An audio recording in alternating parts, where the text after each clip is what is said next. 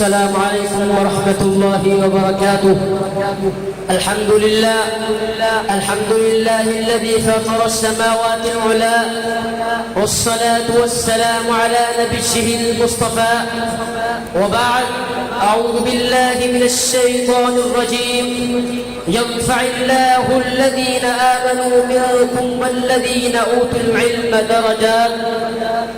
حقیقت آشکار کر دے، صداقت بے حجاب کر دے. ہر ایک ذرہ یہ کہہ رہا ہے کہ آپ مجھے آفتاب کر دے. کہو تو راز حیات کہہ دوں، کہو تو راز حیات کہہ دوں، حقیقت کائنات کہہ دوں. میں وہ بات کہہ دوں جو پتھروں کو آب آب کر دے. عزیزان مجلس، چشم فلک نے وہ دن بھی دیکھا جب ساری کی ساری دنیا تاریک ہو چکی تھی اور رب مسکو پر جہالت کی اندھیری رات اس قدر چھائی ہوئی تھی کہ کسی حصہ اور کسی ملک میں کوئی ٹمٹماتی روشنی مطلق نظر نہیں آتی تھی. انسانیت حیوانیت کا روب دھار چکی تھی. قتل و غارت کا بازار گرم تھا، روحانی فقدان تھا. قانون کی پاسداری نہ تھی بلکہ کوئی قانون و آئین ہی نہ تھا. ماں بہن اور بیٹی کی حرمت کے صراع سے ہوا میں بکھر کر گم ہو چکے تھے. انسان تو کیا حیوان بھی اپنے وجود کو بہت تصور کرتا تھا.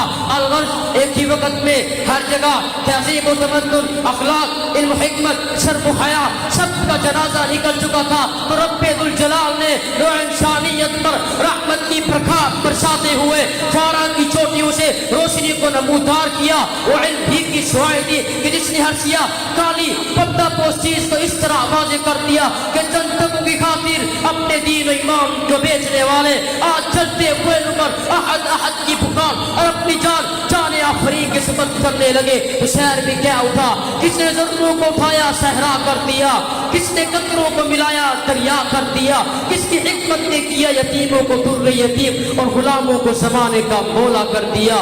لیکن افسوس افسوس کہ جس دین کے علم نے ان مسلمانوں کو ذلت کی پستیوں سے نکال کر عصمتوں کا شہسوار بنایا تھا، آج پھر سے اس علم کو پس پش ڈال دیا گیا، پھر سے بے رخی کی جانے لگی. تو نتیجتاً پیدائش سے موت تک، موت سے قبر تک چوری، بم دھماکے، دہشت گردی، مار دھاڑ یوں لگنے لگا کہ تقدیر کے کامی نے جرم ضعیفی پر مرگ مفاجات کا فتویٰ تو نہیں جاری کر دیا کہ اسلامی ملک میں چراغ بجھ رہے ہیں.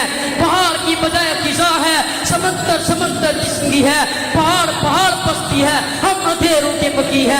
پستیاں ہمارا مقدر ہے، قلتیں ہمارا اثاثہ ہے، مصیبتیں ہمارا سرمایہ ہے. گویا تیر جدل جب بھی چلے چار لاشیں گرا کر چلے، بعد سرسر ہر صبح ایک آسیہ مٹا کے چلے.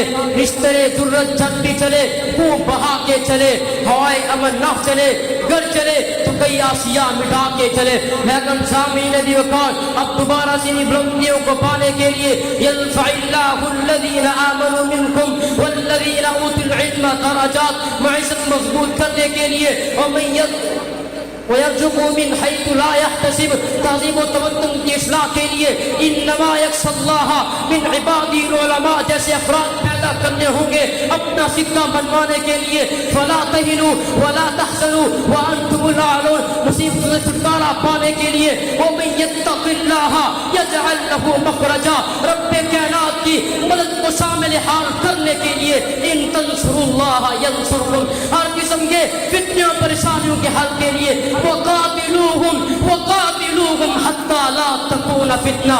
لہذا میرا یوں کہنا غلط نہ ہوگا، سیاست ہو یا حکومت، معیشت ہو یا معاشت، عبادات ہو یا عادات، ثقافت ہو یا تہذیب و تمدن، زندگی کے تمام شعبوں میں سب رنگوں کو مٹا کر مسائل حیات کے رنگوں کو یکجا کر کے آج بھی دنیا کائنات کو امن و سلامتی کے بارے میں لایا جا سکتا ہے. تو کس چیز سے لایا جا سکتا ہے؟ صرف اور صرف علم دین سے، علم دین سے، بس علم دین سے. ہر نقص کو زیر و زبر کر کے رہیں گے، ہر نقص کو زیر و زبر کر کے رہیں گے، ہر درے کو حمدوں سے کمر کر کے رہیں گے. مایوس جینے سے جو تیرے جہاں میں، ہم ان کو سرگرم میں صبر کر کے رہیں گے، ہم ان کو سرگرم میں صبر کر کے رہیں گے. اللہم انفعنا بما علمتنا وعلمنا ما ينفعنا وزدنا علما. مع العلم البلاغ والصلاة.